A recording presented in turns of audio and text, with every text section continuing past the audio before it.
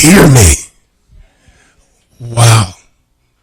If you heard me yesterday, it was a little bit different. I have a caveat before I start.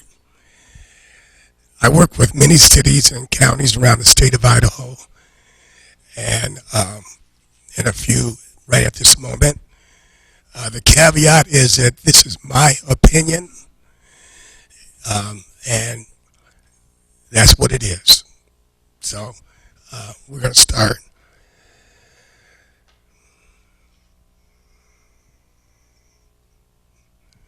Okay.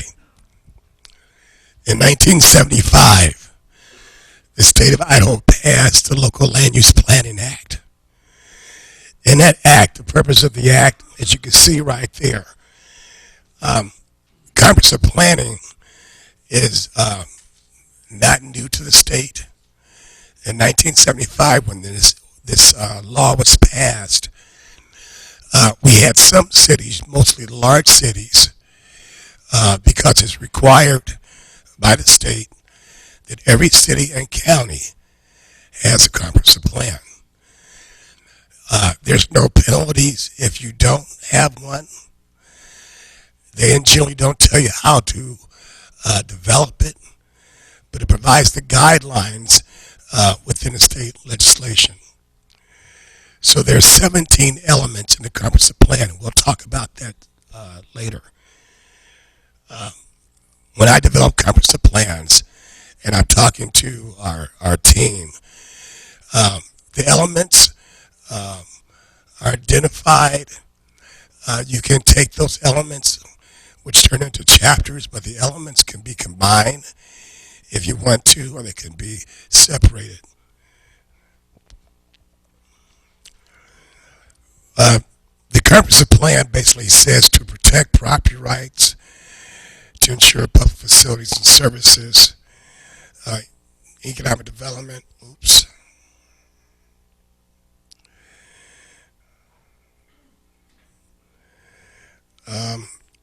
It deals with environment, mining, agriculture. It says encourage urban and urban type development in incorporated cities. And I would just add that there are some incorporated cities within the state of Idaho, and many of those are not urban, they're rural.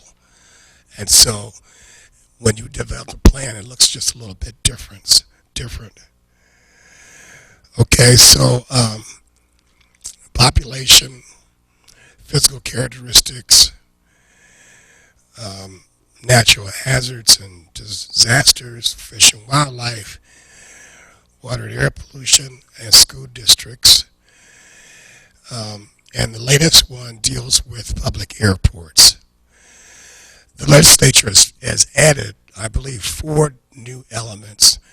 It says of its incorporation in 1975. Now, one thing a lot of people don't understand in regards to the comprehensive plan is in regards to land use planning within the city, the comprehensive plan should be that guide that carries you throughout the type of services, the type of ordinances, any other type of direction that the city may want to go through in regarding land use planning should be identified in the comprehensive plan. That's why you have 17 different elements. One of those elements is implementation. So you develop goals, you develop objectives, and then you develop policies or implementation of how you're going to get to where you say you want to go. So when you see this comprehensive plan, you keep in mind of ordinances or plans that you might have to adopt, such as subdivision ordinance, zoning ordinance, design review, neighborhood plans, etc. Even small cities usually has a subdivision plan and an ordinance as well as a zoning ordinance. if they're going to regulate land use within their community or divide property. There is one caveat, is that small cities, like I've worked for one that was 116 people, and the county originally did all their planning for them. But if you want to plan for growth or plan for change, it's good for you to do that on your own within your own community. Also, in the issues of compliance enforcement, you should have something in your comprehensive plan that identifies that based upon the particular chapter that you may be in. Now, one of the important things, which I don't understand why some don't do it, is developing a definition page in your comprehensive plan. I've talked to some counties and cities who decided they didn't want a definition page because they didn't want to confuse people. But the definition pages, I believe, are essential and within any ordinance or a plan. Now, the comprehensive plan, I should mention, is not an ordinance, it's not a law. It's usually adopted by resolution. So that means that it's a guide for everything else that you do within land use. So the other ones I mentioned, subdivision ordinances and design review and your zoning ordinance, those definitions should be similar. I shouldn't say similar, they should be the same in each one of those documents. One of the best things that can happen if you go to court is that you have a definition of a certain term, but every other ordinance has a different definition of the same one. So how do you know which is the correct one? One of the big concerns has been the issue regarding family. And back when I started in 1973, that was the definition of family. It basically was blood related. As you know today, families are a lot different. So there's one option you can do is define a dwelling unit that describes the people who may be in that dwelling unit of very different types of persuasions. And so that's a overall good definition of a dwelling unit that deals with family. So you don't have to do a family definition because you describe it within this ordinance. But the state of Idaho came up with a law, was that 676531, which defined what a group home was. And we're going to talk about that later on, but a group home deals with 8 or few individuals, and it describes that in the law. So it's not necessarily a single family definition, even though it's titled as such.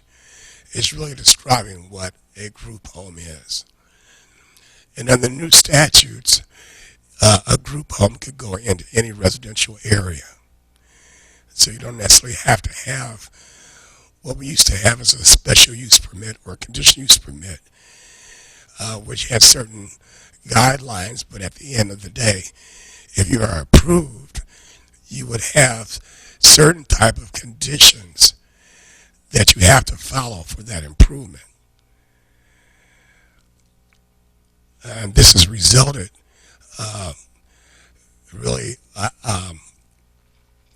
what we used to have is NIMBYism, not in my backyard.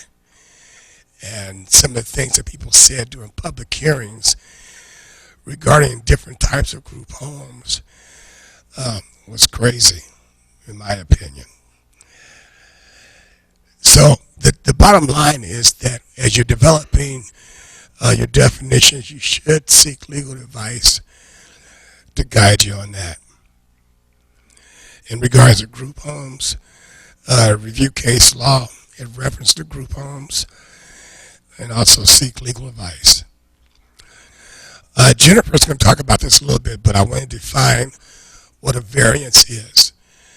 And a variance is a special situation. It's not a right or a privilege. It usually deals with a piece of land, and there's some type of, I will call it, foreign object on the property that may not allow you to build on it.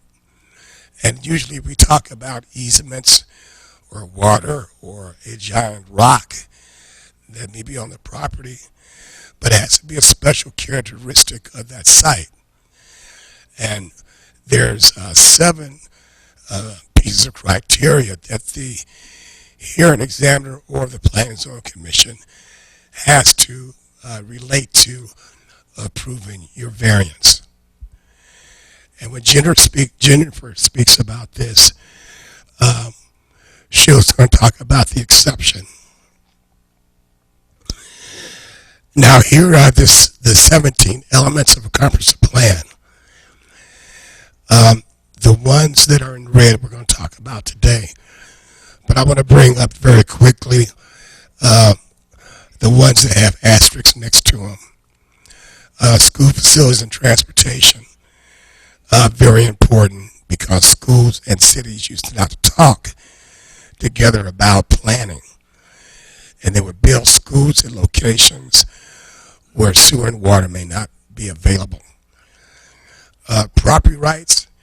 Everybody has property rights. The state legislature decided to place this at the beginning of the law, even though it was approved and passed many years after the original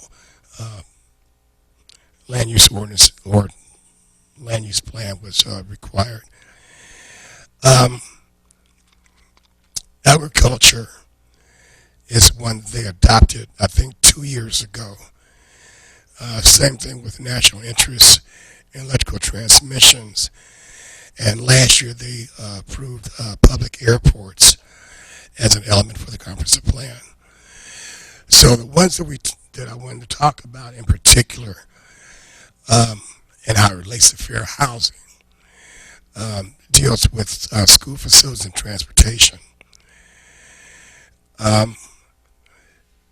The concerns would be proximity to housing, type of housing, and walkability. If you have all your housing that your protected classes are all in the furthest portion of the city, it could be a violation of fair housing. Economic development. You see some of these in a lot of the larger cities around the country is where housing is placed, historical housing placement, proximity to services. There are a number of communities that do not have grocery stores in their neighborhoods, and a lot of those are protected classes communities. And so you could be a concern in regards to doing that. So when you write up your comprehensive plan under these elements, you should be looking at your community and what's unique about it. And if there's something that needs to be corrected, you should identify that within your comprehensive plan. On land use, some of the main issues regarding fair housing is where housing is located in your community. If you're a small community of 116 people, it's probably not an issue. But as your community grows, you should be looking at where housing is located. Is it close to services? The type of housing is available. If it's all single-family dwelling units, what happens to somebody who may come into the community and just want to rent an apartment? or you're a senior and there's no senior housing, so you have to move to another city to live. Is there availability for those who are disabled? So you look at the protected classes, look at your comprehensive plan, your housing section. How do you deal with those particular issues? And one of the most important pieces is training your local elected officials, commissions, and staff regarding fair housing. Over my years, I would say I could count on one hand the individuals who knew anything about fair housing as elected officials or as commissioners. And there was one case in particular that may be discussed that, based upon the comments made by a commissioner,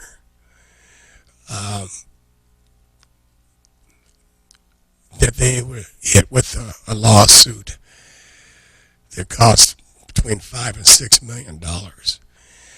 I've seen planning zone commission members say such things, like for a group home when you had to go out for when you had to have a conditional use permit. Is well, if that was coming into my community, I wouldn't want it in my community either. Well, for attorneys, that's just such a thing. Property rights. Everybody has property rights. The question is, what is the impact of those rights? During public hearings, you'll have people come up and say, well, I'm against this because my property rights are being violated. As I said, everybody has property rights. You have to look at in your ordinance, in your comprehensive plan, what do you say in that particular chapter about people's property rights and how they can be impacted. Definitely define variance. Public service and utilities, facilities. These are basic needs within the community. I had one case that I mediated where the mayor wanted to charge an RV park that had predominantly senior citizens in it a higher sewer rate than the rest of the community. Violation of fair housing. Transportation. One of the challenges, especially if you don't have public transportation, is how do you develop a plan for a city that allows people to move throughout that city in a positive manner. When I say positive, is that they can get from point A to point B. But if they live in the A area and it takes time for them to, they have to walk, there's no way they can get to, say, their doctor, because the doctor's on the other side of town. You want to be able to bring land uses within that area so that they have the same opportunity as someone who's not protected, that has a doctor's office next door.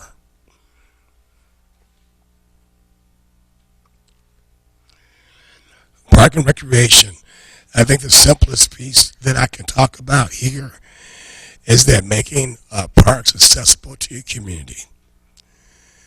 So you need to discuss that within your community of what those needs are. And don't say, well, we don't have anybody disabled in our community, so we don't have to do anything about the parks. The truth is, if you design a park that's suitable for everyone in your community, no matter if they're disabled or not, you provide an opportunity within your community. And I'll just caveat that by that if you break your leg, you're going to be disabled temporarily. or you break an arm or other medical condition. So it's best for the community as a whole to be accessible. Housing. I'm not going to go into this deeply because Erik's going to talk about housing choices, but I will say that you should be looking at as many housing types in your community, giving people the option to move and live anywhere in your community that they want to. Dispersed housing for protected classes. If all of the minorities in your community all live in one part of town,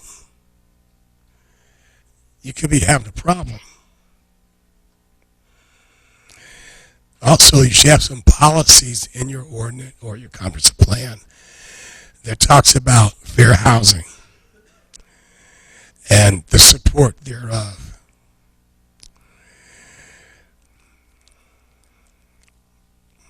That's not my dog.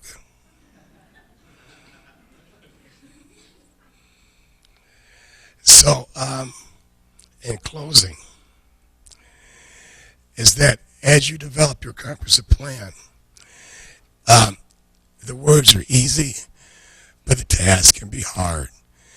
And it's important that you don't do it in a vacuum, that you develop a team of individuals in the community, turn them into a committee, let them take the opportunity to talk about the particular needs in your community. Even if you have a community of 116, you want to be able to get people from various different walks of life that could provide input in development of the plan.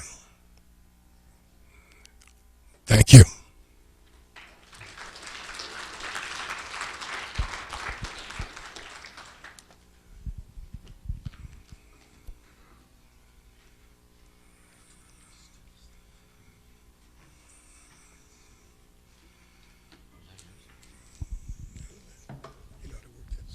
Hope so. I'm just going to do it up here, right? Okay. Thank you. First he starts talking about housing, and then he tries to steal my dog photo. Man. Well, my name is Erik Kingston. I work for Idaho Housing and Finance Association. Can you guys hear me okay? All right. I'm also on the board of the Idaho Rural Partnerships and work on a lot of different groups, committees, advisory committees, and so forth on bike and pedestrian issues. I work on the community review team, so kind of try to represent IHFA in different contexts with economic development, community development, and so forth.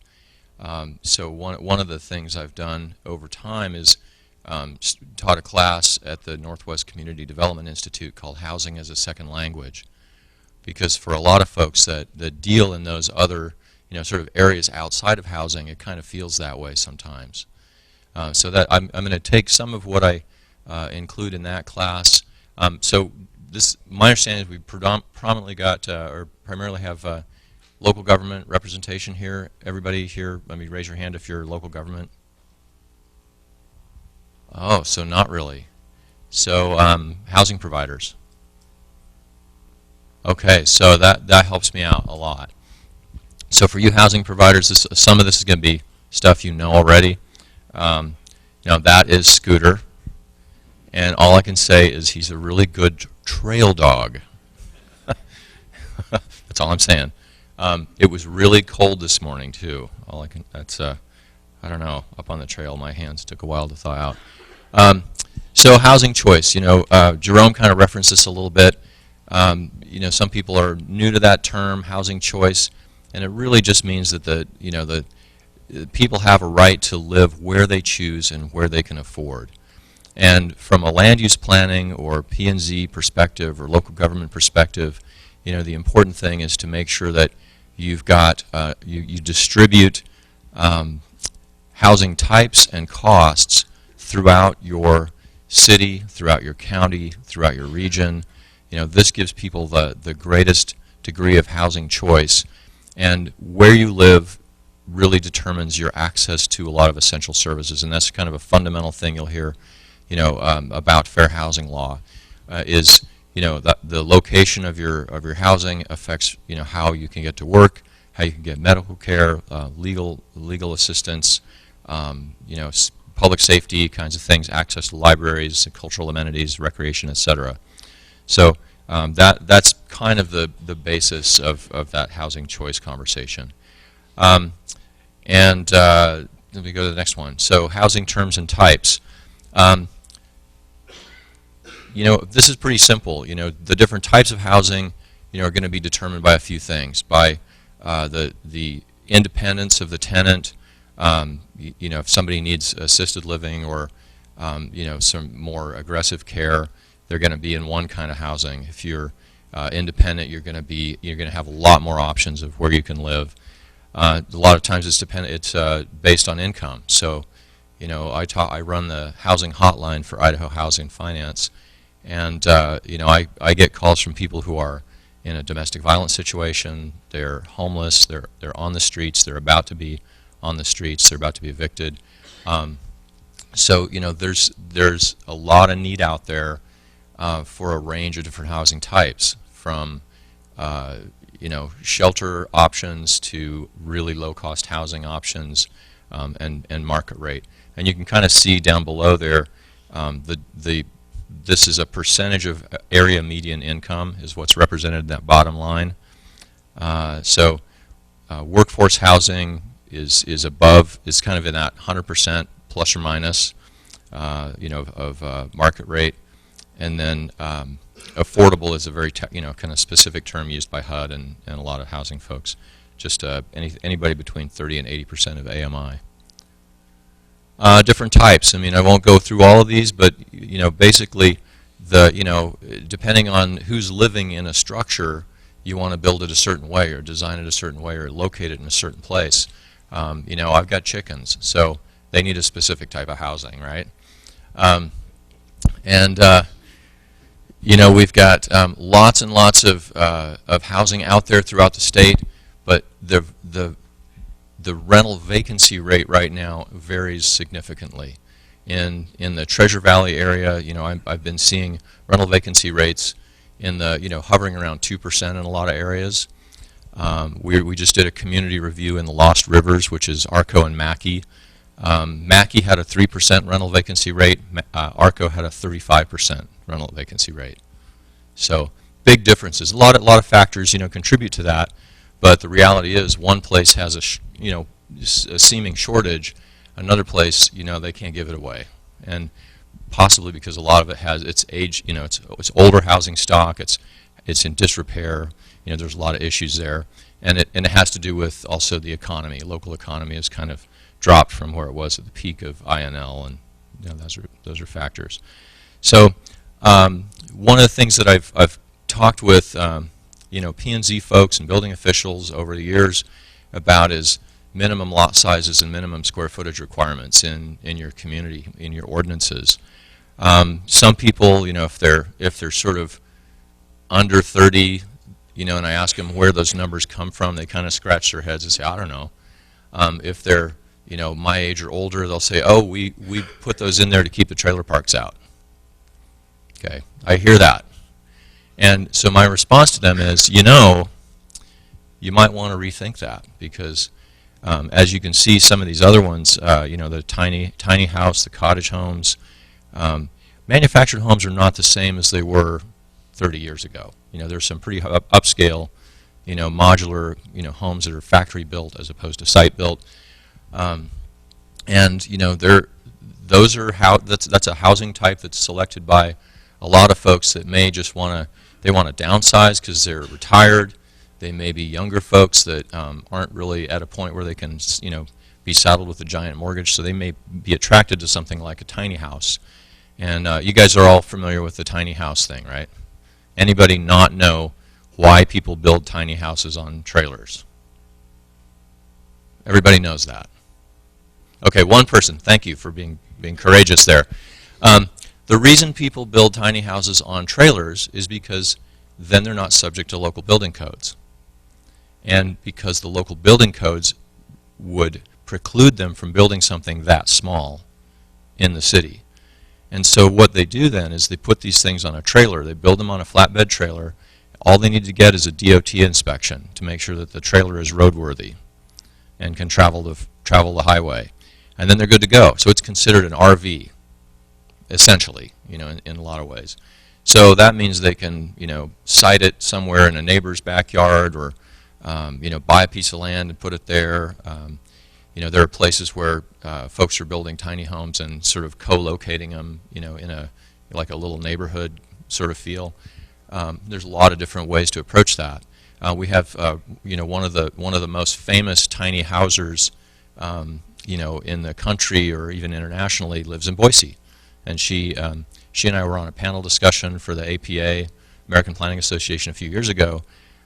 She's an architect. Decided she had a 2,400 square foot house in Meridian that they bought right before the bubble burst, and so they were underwater in the house. They were saddled with this mortgage, and finally she got out of it, and she said, "Never again. I will never have another mortgage." So she designed and built this up by herself, and it's been featured in Dwell magazine, Time magazine. I mean, she's in the news. She's got a blog. Now she makes her living as a blogger about tiny houses, right? Besides working as I think a planner. She might be on the Meridian P&Z Commission or something. But you can find out more about her at minimotives.com.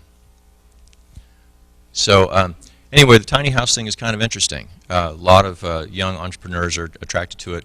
Also, the children of people who or the children of parents who lost their homes in the crash, and they're looking at those folks that lost everything, and they're saying, well, I don't know if this is what it's cracked up to be. So that's a market segment.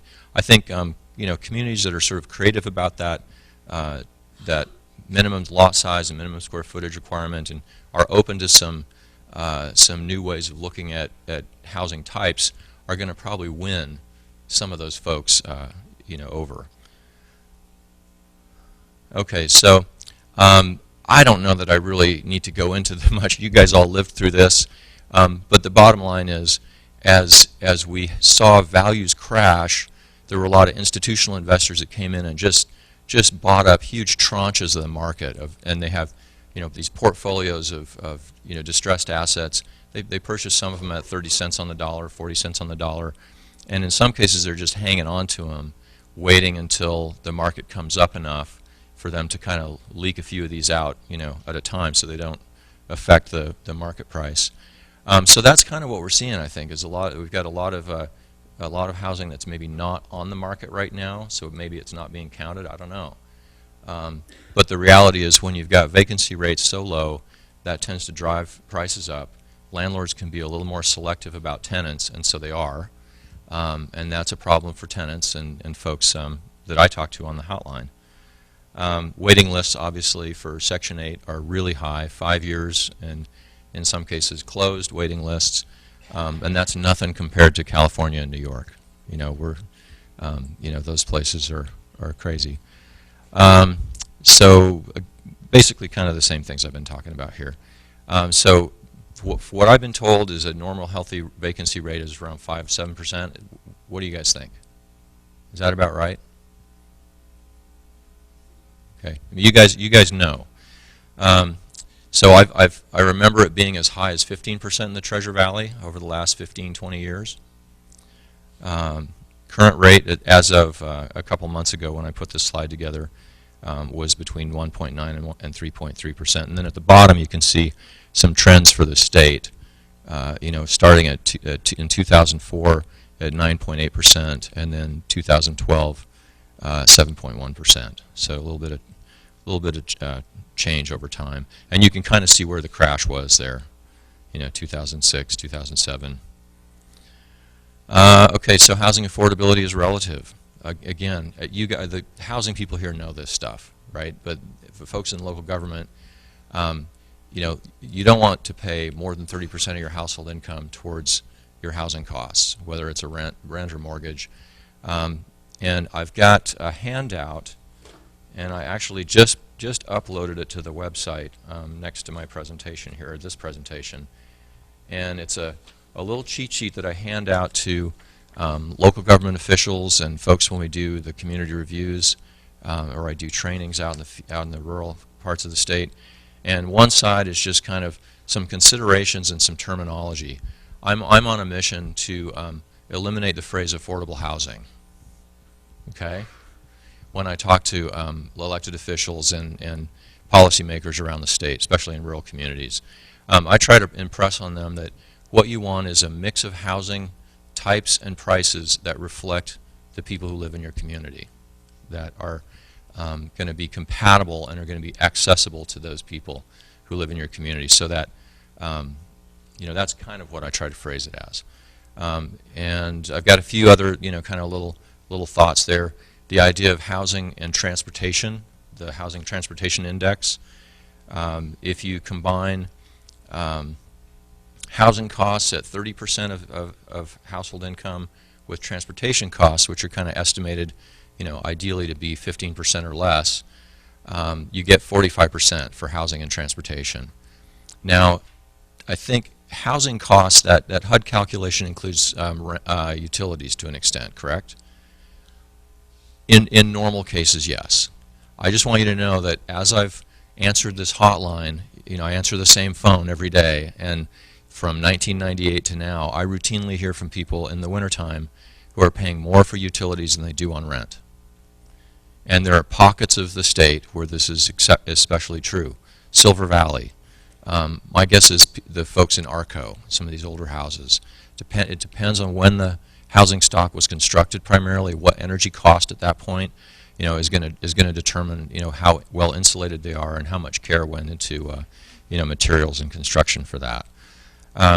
So, I would say that's a bigger consideration. You might want to kind of factor that in some markets.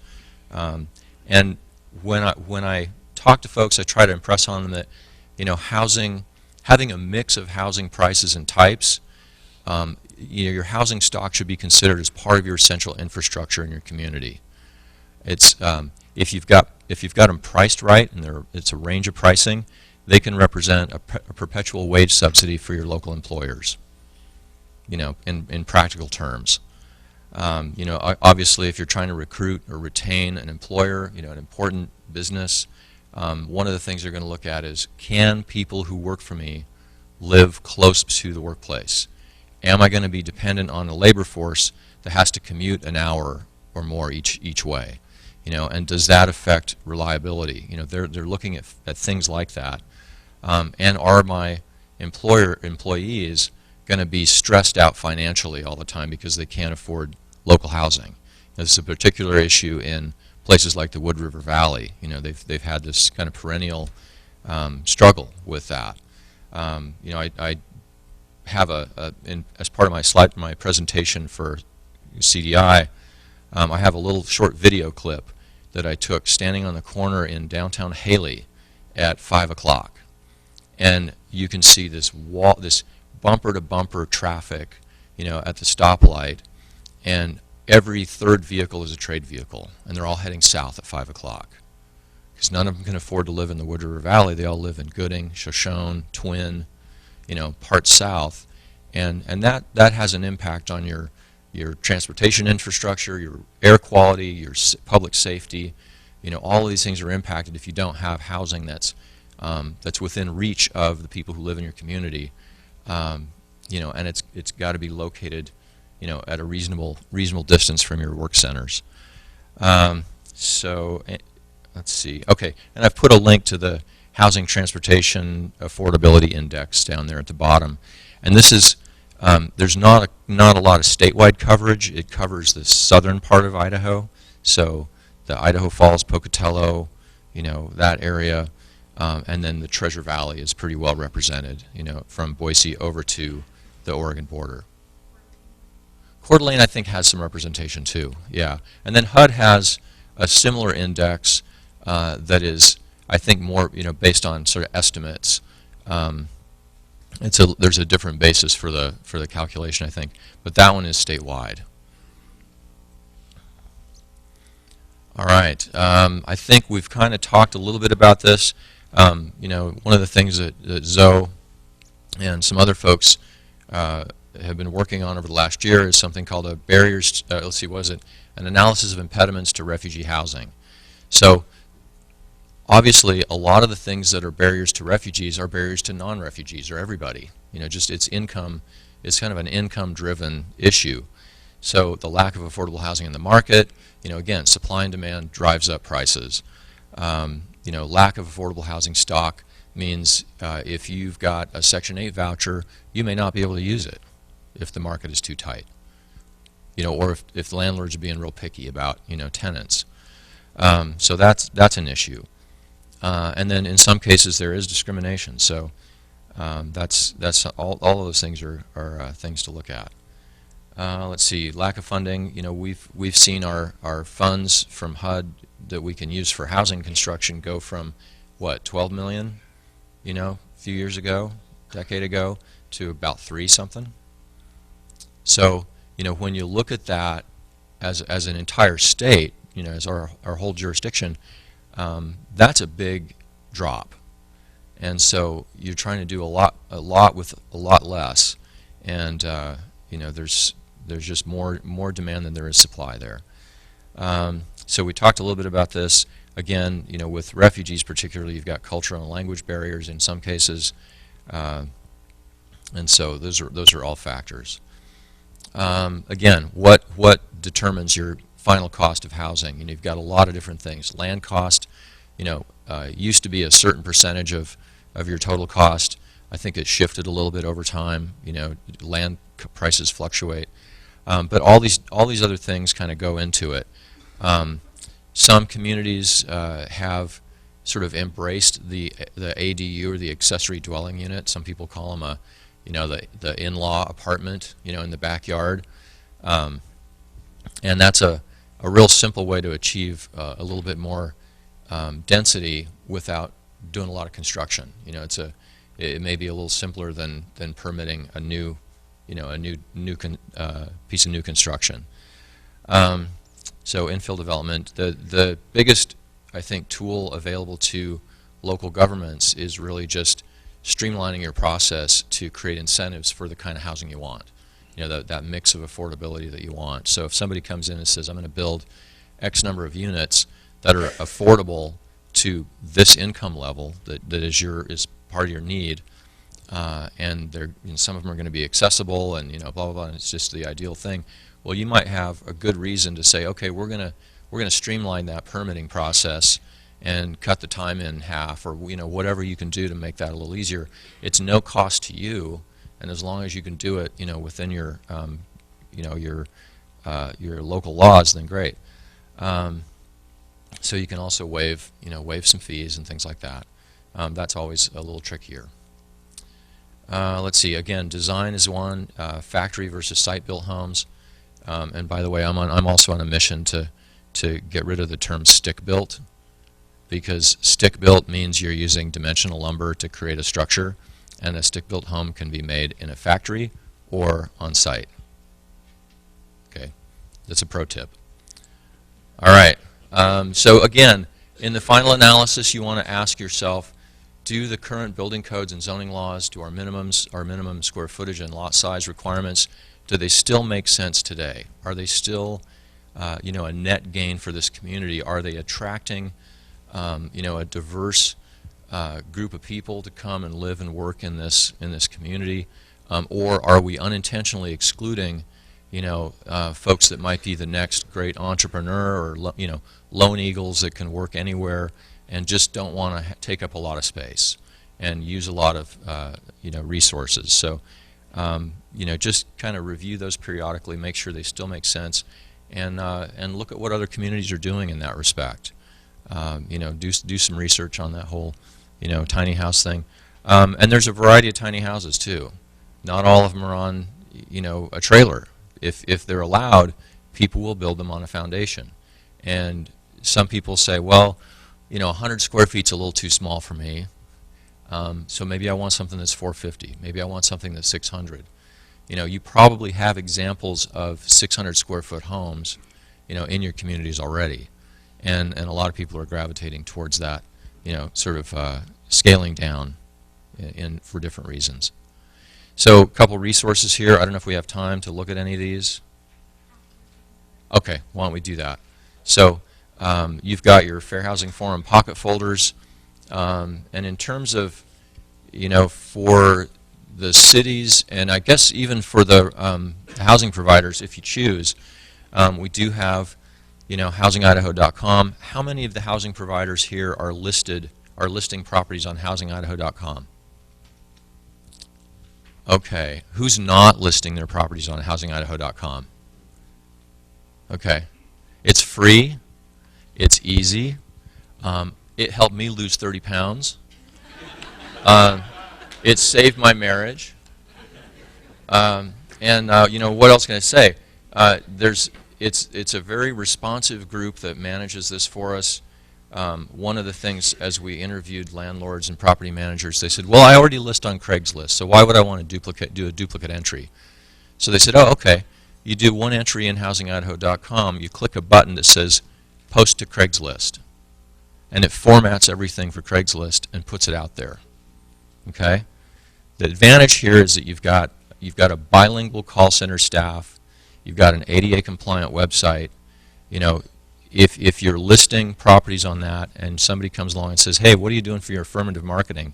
You can say, well, let me see. Oh, well, I'm doing this. And that's a start.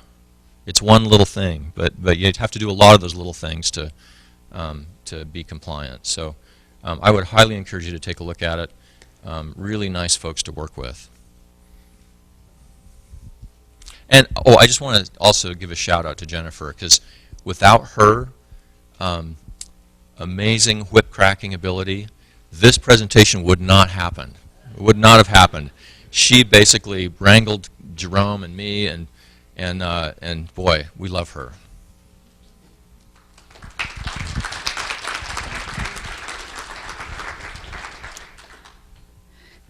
Yeah, on the Housing Idaho, I can tell you that if I get a phone call in Nampa from anybody looking for housing, that's the only resource I refer them to, because it's free. It's free to them and it's free to the landlords. So small mom and pops as well as large apartment complexes can be on there, and I don't want to give 20,000 resources. So, the Fair Housing Act applies to municipalities, city, county, state. Even if we do not have housing that we own and we have to rent out, it applies to us because of land use and zoning codes. There are a few communities in the country that fair housing really doesn't apply to, because they're only building industrial. They have no housing in their community. Zero. So fair housing would not apply. And there's one very large community that does not have land use and zoning codes at all. You can build a house right next to the wastewater plant. A big, theme park right next to a little subdivision. There is no land use zoning code. So they don't have to make accommodations to the land use and zoning code. They just go have fun. So, but for the rest of us, it applies. So just like a housing provider, we have to give reasonable accommodations. This is required of us regardless of our acceptance of federal funds. This is one of those federal rules that apply to us, and many of us don't know. So if you contact your city, your county, about a reasonable accommodation to land use zoning codes, you're most likely going to get a, huh? Be patient with them. It is a learning process. But what is an accommodation? It is good customer service. It's answering questions, working through solutions, finding an answer that will work for the community at large and for the person in particular. It's also addressing the needs of the community. Not all accommodations are reasonable. So it's a balancing act. Just like with housing providers, you have to have a balancing act. And it is a waiver. You're waiving established processes and procedures. That's what it is. It's a waiver. It is not an abolishment of land use and zoning codes. A lot of people say that's what it is. It's not. We're not getting rid of. It is not taking on extra work. We are not expanding government to do this. If you're having to do additional stuff, maybe it's not reasonable. This applies to property managers as well as cities and counties. I'm not going to go out and pick up dog poo. That is not my job. It's also major risk management. Just like housing providers, cities and counties are subject to lawsuits. It has happened. All you have to do is go to the DOJ website, and you will see lawsuits filed against cities and counties. The DOJ website is also a great place for case law. It may not be happening, that particular thing may not happen have happened in Idaho or even our district court, but it's happened in other places in the country. Yeah, as a city and county, just as a housing provider, you have to establish roles and responsibilities of staff. Who should intake the information? Who should maintain the information? Who should make determinations? If it's going to be appealed, who's going to do the appeals process? You know, are you going to have a established ordinance that lays out the processes and procedures for reasonable accommodation? Most cities in the country do not. I've been working on an ordinance for the last 2 years, and I'm still not done. It takes a while because you have to maneuver between existing city ordinances, state code, federal code, meeting the needs of the community. It takes a process. A reasonable accommodation is not a CUP or a variance. It's an administrative permit. The reason why I say that is there's case law against cities doing public hearings for group homes through a CUP process. It has actually been settled, court case saying that is illegal. You can extrapolate being illegal for doing a reasonable accommodation process for a group home to a reasonable accommodation process for any other request. I will put the disclaimer, I am not an attorney, I do not pretend to be an attorney, please talk to your own attorney. There's that little disclaimer.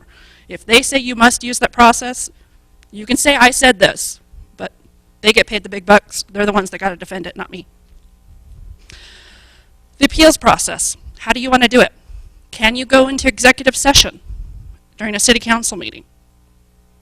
That again is a question for your attorney.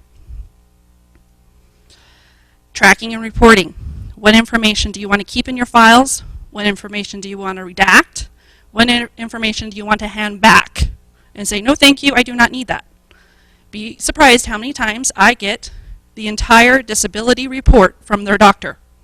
I know everything. And I sit there and I make a copy, I black everything out, make another copy, I keep that redacted copy and I hand them back the others. I don't want that stuff in my file. I'm a public entity, we are subject to public information requests. I don't want there ever to be a question. So I do it beforehand. Because when I do the determinations of the city, I don't want to have to send that person back to their doctor. If that disability note from their doctor says they have a disability and the request addresses that disability, I have the information. Just white out everything else that says what their disability is, what medication they're on. I don't need that stuff I just need to know they actually have one and what they're requesting. But you do have to be careful with privacy and public information, just as public housing providers. When a neighbor calls up and says, why did they get this? What do you answer? Do you want to say they have a reasonable accommodation, therefore you're disclosing that they have a disability?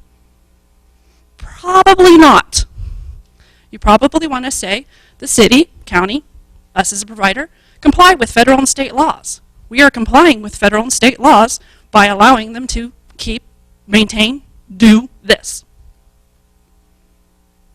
Okay?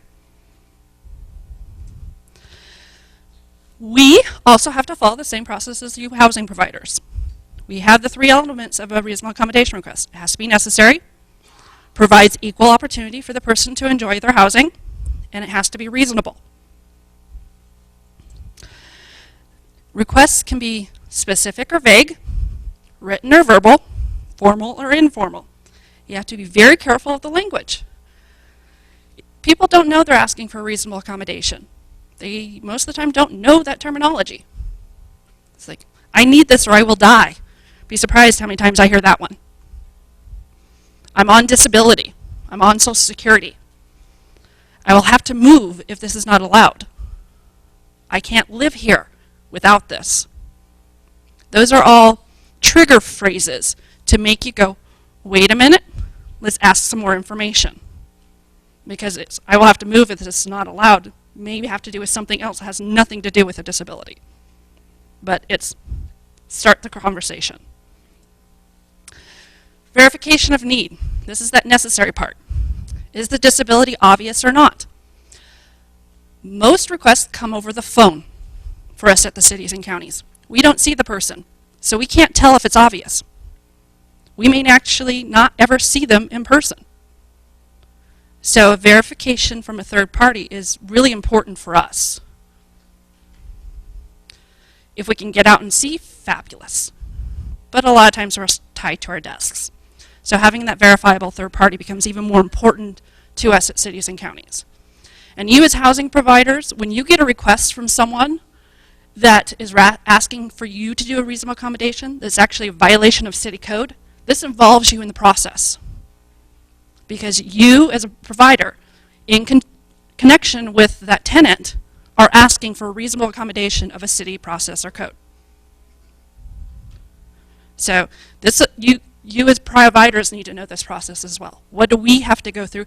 And in some of your smaller communities, you may actually have to educate your city about needing to go through this process. Okay? I make it very clear when I get that phone call. You do not have to get this verification from a medical provider. However, if you're currently under the care of a medical provider, it would be a good idea to get it from them, but you don't have to. It's just, it has a little bit more validity in a lot of people's eyes if it comes from a medical provider. And when I mean medical provider, I'm talking mental health and medical, not just healthcare provider. But if they're not under the care of a medical provider, I say, don't do it. Don't go get one just to get this. There are other ways. Okay? We cannot contact the third-party verifier, just like housing providers. How do I ensure this person is a real person? If it's an attorney, I'd make sure that they're with the Idaho State Bar. If it's a medical provider, I look at the licensure board. Are they a real doctor? Are they a real PA? Or all else fails, I Google. Or Bing, or Ask Jeeves, or whatever one you use. I look them up. Very quick to see if they're legit. If it seems a little sketchy, I think this housing provider, not this housing provider, sorry, this medical provider is saying, oh, they need all 8 dogs. This one person needs all 8 dogs. That sounds a little weird. I call Zoe. I call the Intermountain Fair Housing Council and say, I'm concerned about this medical provider. They are saying one person needs 8 dogs. It sounds fishy to me. It doesn't seem reasonable for one person. She can investigate the medical provider. I'm not going to do it. Okay?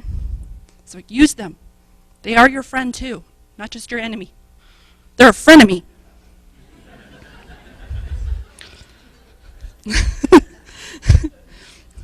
Sorry, Zoe. You get picked on. Yeah. So it's that document of need, that equal opportunity. You know, ensuring they have the opportunity to enjoy their dwelling unit and their property. It's the whole property, not just the house itself. Okay? The existence of the disability.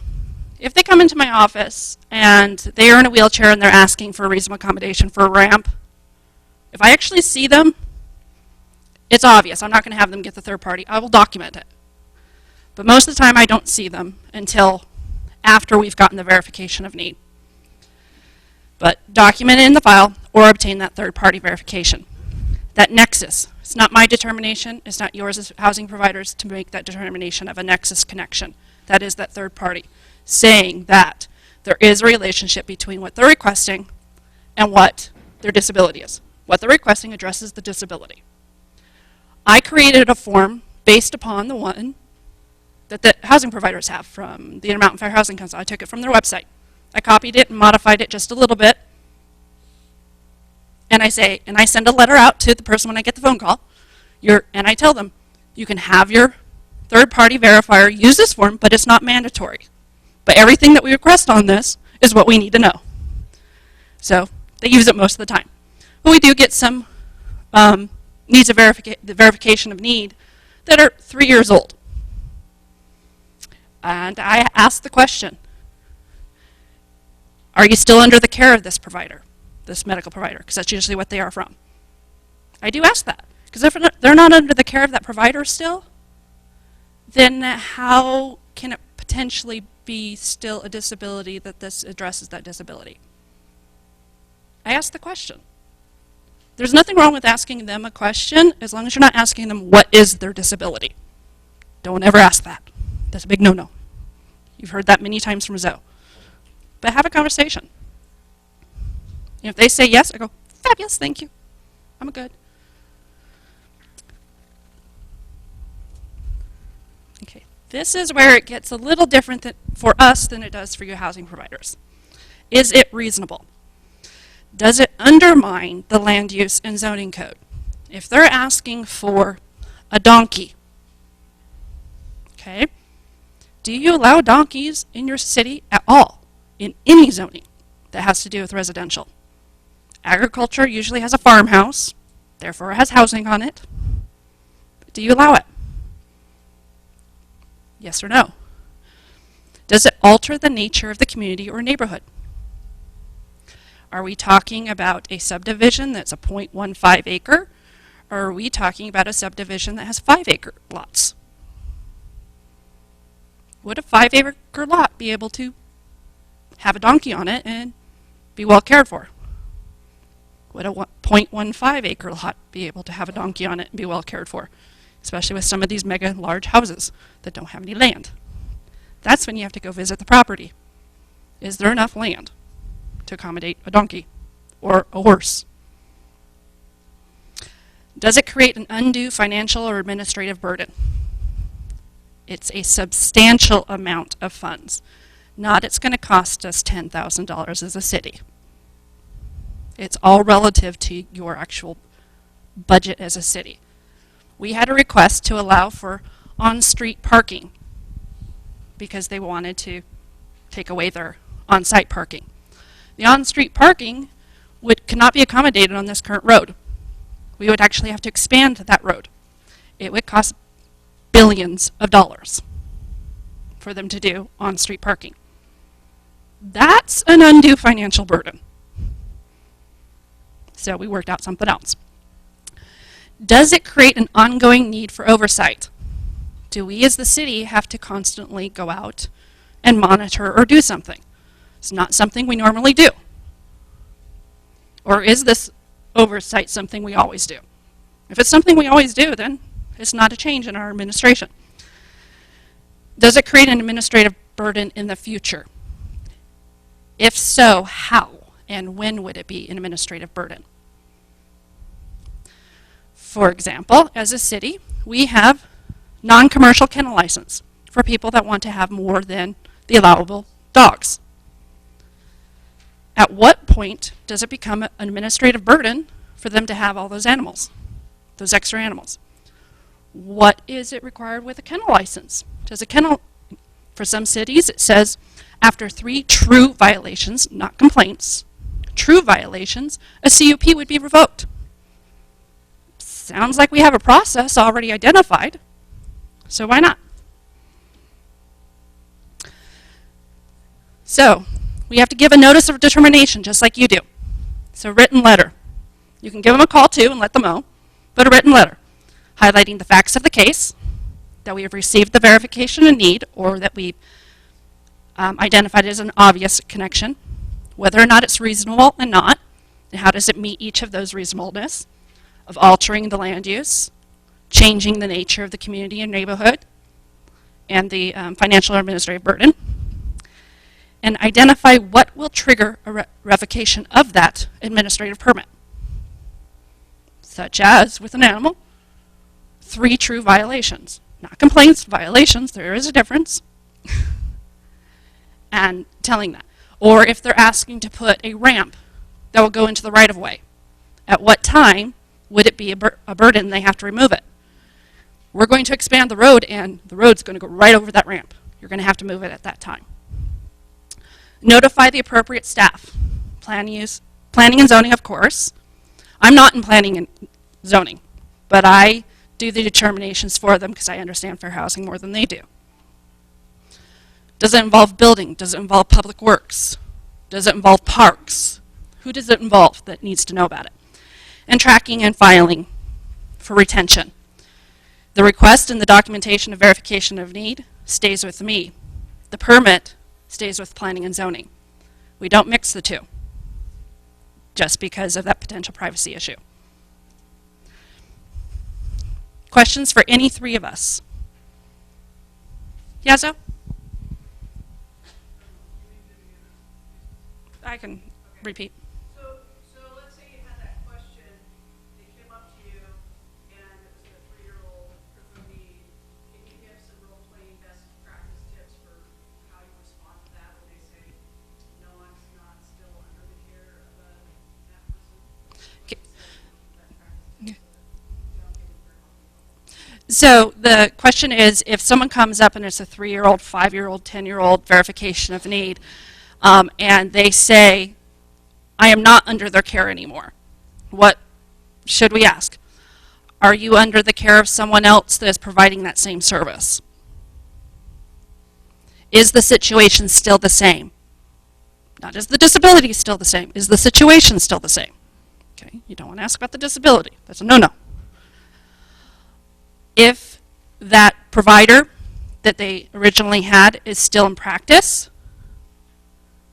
then, and it's 3 years old, I'd probably take it. Because they're telling me, and they're certifying to me, that the situation is still the same.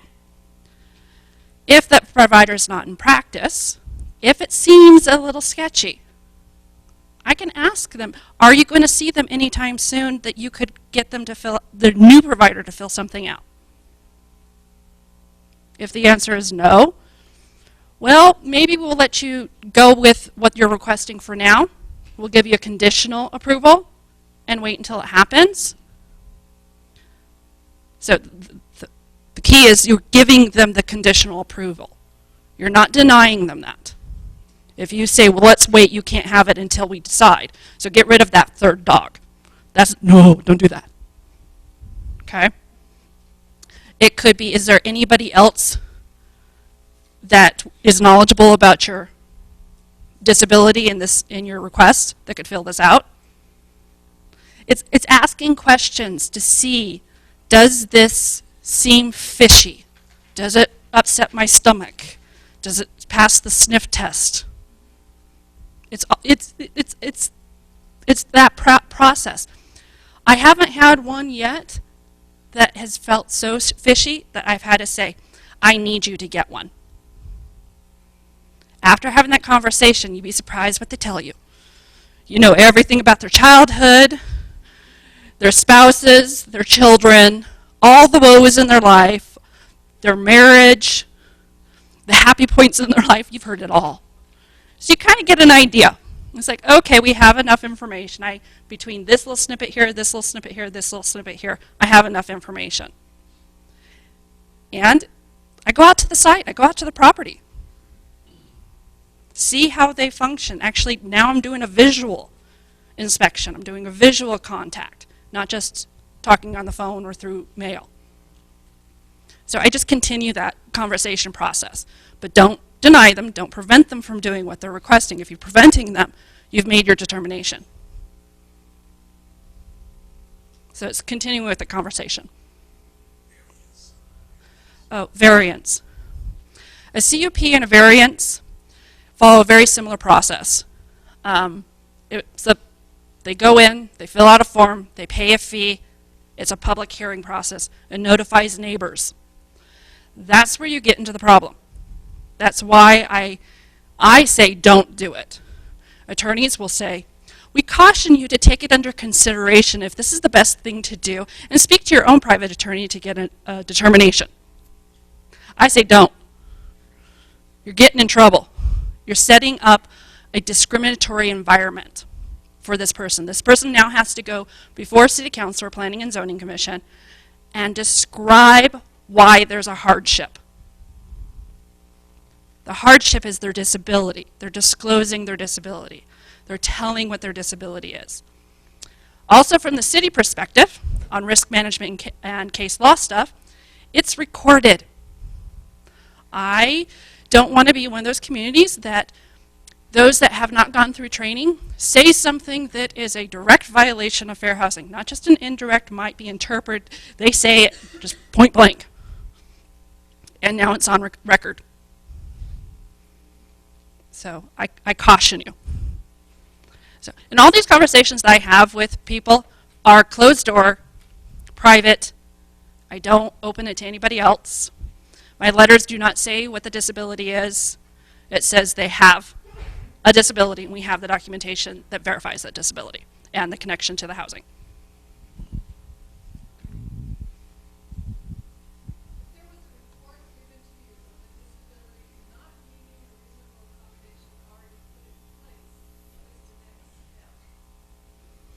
So the question is, if I received a request for a reasonable accommodation, say that again?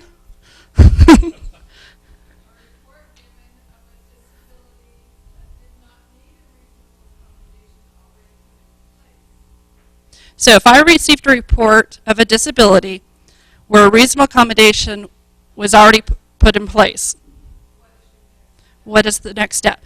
So I'm assuming is someone has already put in the ramp, and it's in violation of city code for one reason or another. It's in the setback or something like that. And then I hear about a disability. Well, they apparently went through the process already to get the ramp. However, if they violated city code and put it in without the proper procedures, and then they tell me it's a disability, we stop enforcement. So code compliance would get a letter that says, stop enforcement. And then I would work with that person to get that verification of need and making that determination. So instead of allowing them to make an accommodation, it's allowing them to keep the accommodation so that they're in compliance with city code. So my letters usually say you have 30 days from the date of this letter to get me the verification need or contact me and give me an update. So I'm not going to my doctor within the next 30 days, or I'm not seeing my attorney or my case manager in the next 30 days, but I am seeing him on 40 days. I'm going to extend it. 40 days, come on, it's an extra 10 days. I'm not seeing them for another 6 months. Okay, let's get you a hold of Intermountain Fair Housing Council so they can help you work through the process of getting that verification of need. With a ramp, you're usually going to know if it's an obvious connection, but sometimes not. They may come into the office and they're walking. Why do you need a wheelchair ramp? You may not know they have MS, and sometimes they need to be in that wheelchair, and they can't climb the stairs. But most days they're good. They don't need to have the wheelchair and ramp, but some days they do.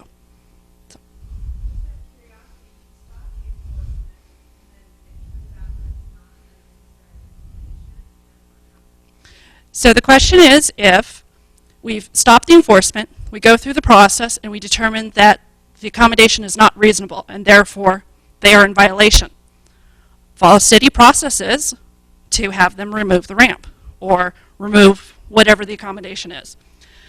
I personally, if we are going to deny a reasonable accommodation, I have it reviewed first by the city attorney, because then they're signing off and saying, I agree with you. I don't want to be the only person that says denial, because I like my job. I do not look good in orange. I like my money. I do not want to pay a huge fine. So, does that answer your question? Okay. Any other questions? Any for Jerome or Erik? Okay. Looks like we're done for this morning.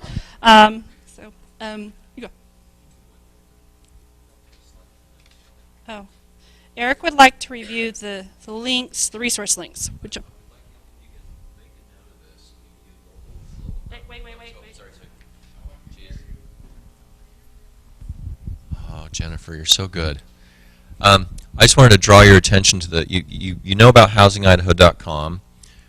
You love housingidaho.com. I know you do. Fairhousingforum.org is on your pocket folders. And for those of you watching from elsewhere, just, you're actually on fairhousingforum.org right now as you're watching this streaming video. So feel free to explore that. We try, this whole process is put on by the Fair Housing Forum. We try to put information that's relevant to you, whether you're a local government rep or you're a housing provider or you're a tenant or you're whoever. We try to put up information that is, sort of educational, informative, and takes you to current case law and things like that. Ramp Up Idaho is a little different project. That I would really like to encourage the local government folks to look at that. The idea being that ADA applies to many, many business types in your communities. And there are resources available through the IRS that will help them remove barriers, to access. So take a look at that website. We've got I've got a few brochures with me, but take some time to explore that. We're trying to provide positive information to small businesses throughout rural Idaho, particularly to create a more accessible community experience for everybody. And sometimes we can use that as a kind of a jumping off point to have a broader conversation about diversity and inclusion and access in all aspects of, sort of retail, commercial, residential, etc. Okay, so we're going to take a 15-minute break, and then we'll come back to the presentations.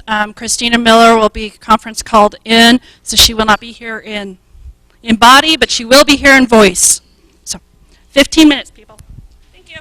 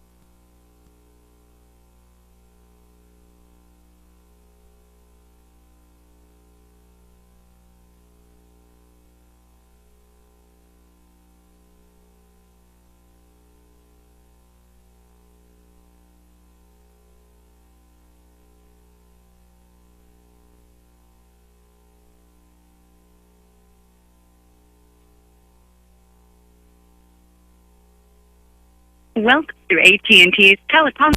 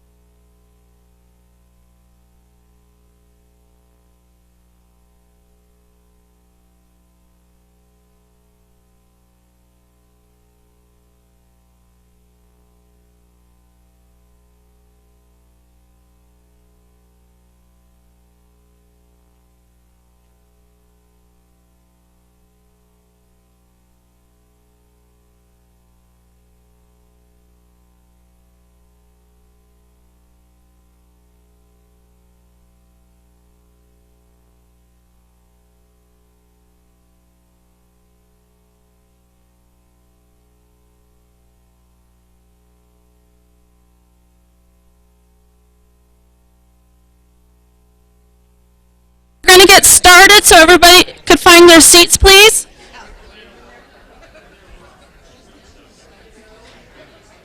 Okay, so the phone's right there.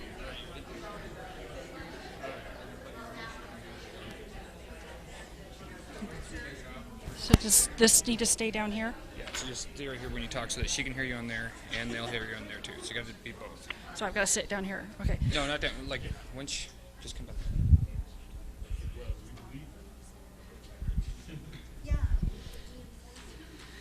Welcome back. Okay, so this is going to be a first with the conference call with Christina Miller. Please save your questions till the end, write them down, because we have to do a kind of into the phone, into the mic at the same time.